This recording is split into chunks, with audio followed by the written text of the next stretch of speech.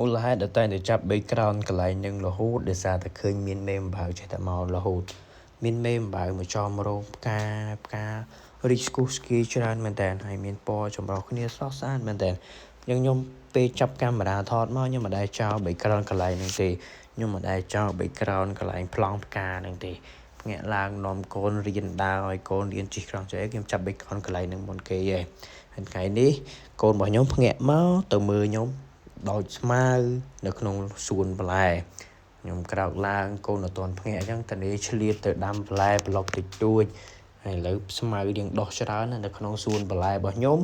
ក៏មានអាងត្រីមួយដែរតែអត់ទាន់មានបានដាក់ត្រីដែរទេកំពុងតែរៀបចំអាងត្រីនោះដើម្បីចិញ្ចឹមត្រីទុកឲ្យកូនមើលដាក់តាំងដែរព្រោះបើយើងឆ្លាញ់ធម្មជាតិយើងរស់នៅមួយធម្មជាតិហើយយើងត្រូវតែកែច្នៃផ្ទះហ្នឹងឲ្យមើលទៅដូចមាន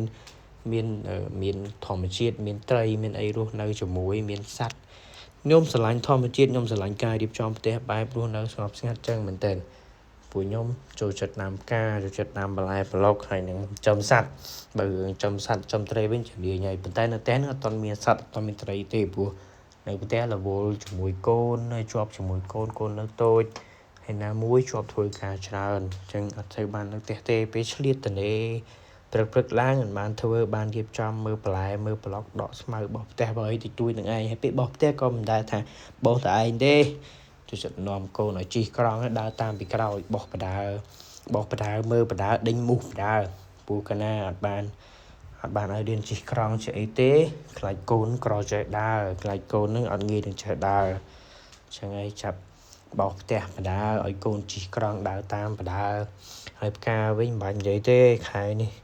ខ្ញុំតាំងពីដាំមកគឺស្ទើរតែគ្រប់រដូវហើយមួយឆ្នាំពេញនឹងអត់ដែលរដូវណាអត់មានផ្កាទេផ្កាចេះតែរីករហូតចេះលូតដើមចេះតែលូតផ្កាចេះតែរីកមកនៅកន្លែងលក់ផ្កាវិញគេឲ្យតែងគេឲ្យកាប់មេឃកាប់អីស្អាតតែខ្ញុំបានកាប់ទេមេឃដោះមកធម្មជាតិចឹងមកស្រាប់តែមានផ្កាស្អាតប្រងព្រាតចឹងណាហើយកូនរបស់ខ្ញុំចូលចិត្តណាចូលចិត្តសត្វមែនតើមិនថាឆ្មាមិនថាសត្វមិនថាមិនថាអីឲ្យតែឃើញនិយាយពីចូលចិត្តណានិយាយពីគេចូលចិត្តឆ្លាញ់ចូលចិត្តសត្វមែនថាខ្ញុំមិនដឹងមែនទេប៉ុន្តែសូវបានឲ្យលេងទេព្រោះនៅទូចគេលោកឆ្មាខំឆ្មាអីប៉ុន្តែគាត់ថាឃើញស្រែកខ្ញុំអត់ហើយក៏បានយកជើងទៅប៉ះបន្តិចក៏គេអត់ចិត្តដែរតែបដ ாய் ឲ្យកូនលេងជាមួយទេតែបានបដ ாய் ឲ្យលេងតែ2នាក់ឬក៏នៅជាមួយទេព្រោះយើងខ្លាចការពារខ្លាចឆ្មាខ្វាច់ឆ្មាខំព្រោះយើងមើលដឹងថាសត្វចំ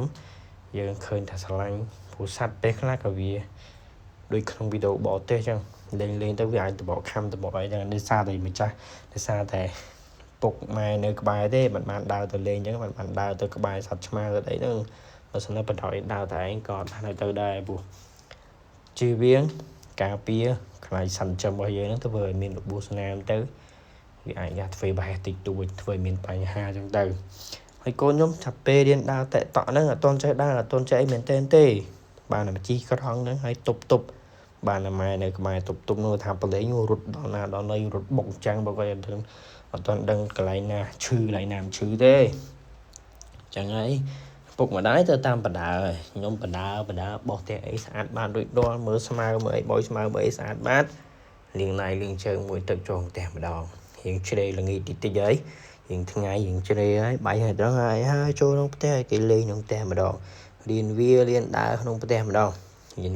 មើលវាមកអង្គគោវាមកអីរួចរាល់ហើយដល់ម៉ោងរៀបដេកមុនដេកចាំបើបានបលែងបន្តិចហ្នឹងគេដេកលក់ស្រួលបើបានបលែងបា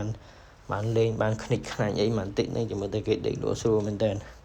កូនស្រីរបស់ខ្ញុំឈ្មោះសុវណ្ណកែវមលីរតពេលមុនដេកបើបានបលែងទេចាំមើលគេរោរឿងយំងែងទៅលាប់ហើយបើសិនតែមាន2 3គ្រាប់ខ្ញុំដឹងមិនតែនឹងមានតែមួយគ្រាប់បានចេះតែគ្រាប់ពេចទៅចេះតែឆ្លាញ់ចេះតែថ្នាក់ថ្នមក៏បែបយ៉ាងទៅបើសិនតែមាន2 3គ្រាប់ក៏ដល់ថ្នាក់ហ្នឹងដែរតែនេះទៅសារតែមានតែមួយគ្រាប់ទៅផ្ទះមានតែមួយ